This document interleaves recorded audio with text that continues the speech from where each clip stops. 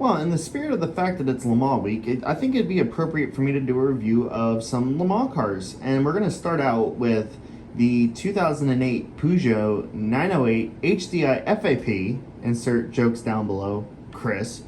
This one, the number 7 from Le Mans 2008, driven by Marc Genet, Nicolas Manassian, and Jacques Villeneuve. Now, this is the second out of 2 attempts that Jacques had to complete the Triple Crown, winning the Formula One World Championship or Monaco Grand Prix, the Indy 500, and the 24 Hours Le Mans, and he came close. This is from, in my opinion, the most iconic 24 Hours Le Mans in the modern era.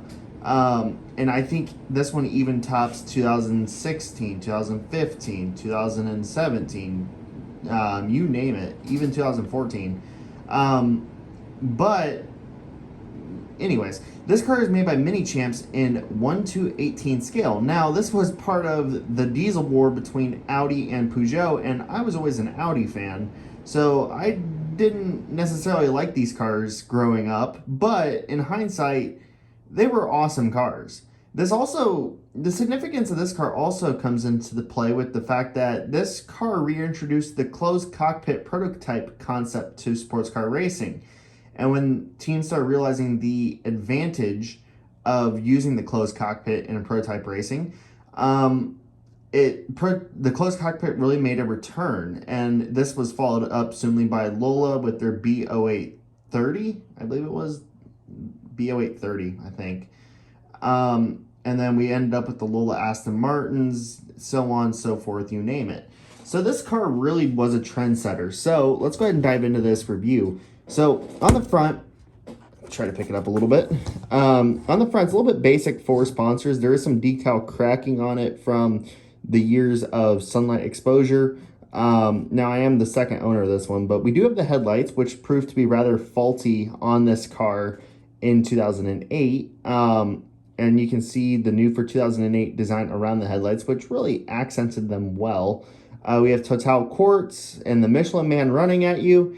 The number 7, this is the last year that we didn't have the class color-coded number backgrounds. We have LMP1 and then the 24 Hours Du Mans 2008 with the French flag, Total Exelum, another Total product, and then the Michelin Man once again. We have the Peugeot line on the front nose with a big Total sponsor with Bosch and then warm-up. This would also coincidentally be the last year for this nose design, as when they finally won in 2008, or 2009, excuse me, this little inlet here on either side would be closed off. It was part of the upgrade for this car that proved to be rather successful. We have red Peugeot on the top. Now the sister number 8 car was accented in blue, and the other sister number 9 car was accented in silver. And I honestly think that the blue one looked the best, but this one was closest to the 2007 rollout version. Inside, you can see the brake rotor and then the outside we have Michelin tires with the red lug nuts on this side. I believe this side is blue, and yes, it is. We have the windshield wiper. We have that little decal that tells you that this thing has electricity somewhere in it. And then we have the 24 Hours Le Mans 2008 number 07 with the chassis number on there as well, and the chassis number is on there, but that's the scrutineering sticker on it. We have risk group, and then you can see some more of the cracking on here on the engine cover. Now, this design here was new for 2008, as in 2007, it was just kind of a white stripe down all the way to the back with none of this. And this continued into 2009, but discontinued in 2010, which honestly, this design looked really, really good. We have the driver names here, and then Total. Now, this is kind of a dummy fuel cap because obviously this thing competed mostly in the European Le Mans series, or just the Le Mans series at the time, but it also competed in a few ALMS races. So this is where the fuel cap would go out the other side, or the fuel inlet, but it is covered with a Total cap, dummy cap.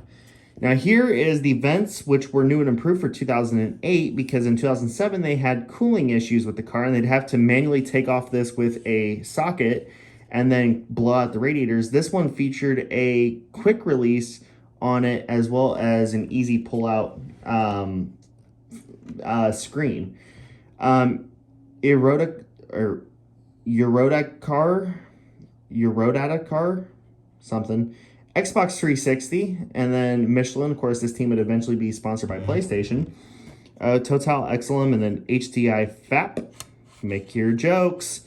LMP won in the 24 Hours of Du Mans in 2008 with your leader light system that shows 3 LED lights per light. So there's like 9 total LEDs per side.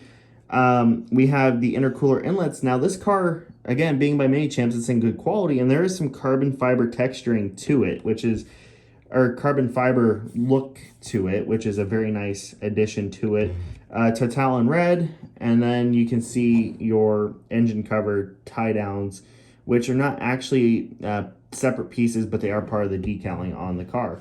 The tires, the rear ones roll, but the front ones do not, but the front ones do have steering on them.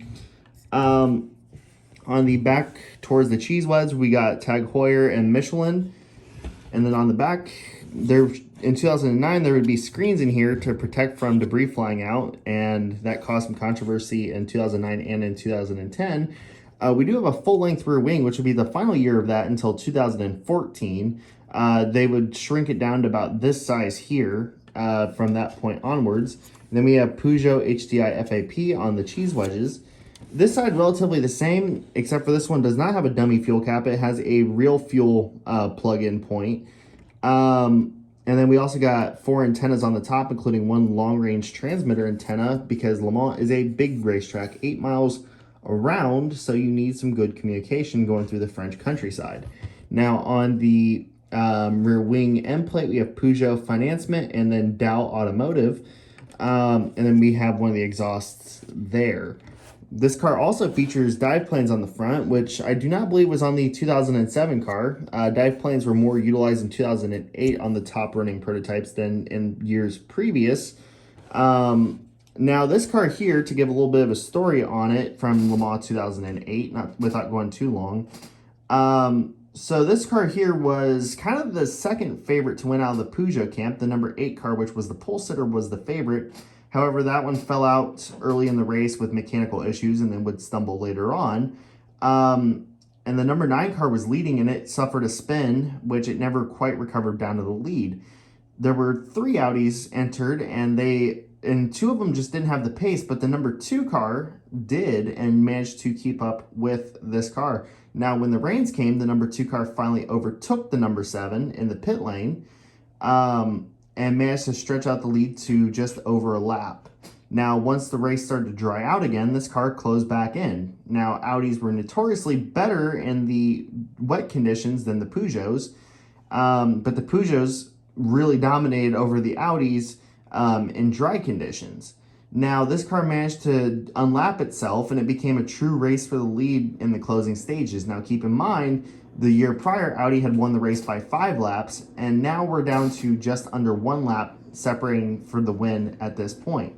Now, in the entrance of the final hour of the race, the rains had returned, and so Audi made a crucial call to pit and put on intermediate tires, while Peugeot, they had the intermediate tires in their hand, but they opted to go with slick tires, which ultimately cost them as the track got wetter and wetter, and they even suffered a spin, which ultimately sealed this car's fate to finish second.